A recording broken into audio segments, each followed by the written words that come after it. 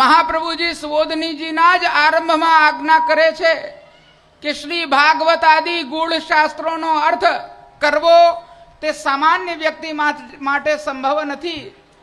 તેથી પોતાના સ્વરૂપનો પરિચય આપતા મહાપ્રભુજી આજ્ઞા કરે છે કે અર્થમ તસ્ય વિવેચિતમ નહીં વિભુર વૈશ્વાનરાત વાગપતે, કે મહાપ્રભુજી આજ્ઞા કરે છે કે વાગપતિ એવા વૈશ્વાનર સિવાય ભાગવતજીનો ગૂઢ અર્થ પ્રકટ કરવો, સામાન્ય અર્થ તો બધા પ્રકટ કરી શકે છે, ગૂઢ અર્થ પ્રકટ કરવો તે કોઈના દ્વારા સંભવ નથી.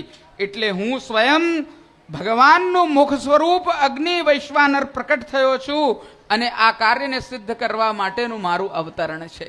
આ વસ્તુની આજ્ઞા મહાપ્રભુજી સ્વયં કરે છે. આ વાગપતિ મહાપ્રભુજી વાચાના પતિ,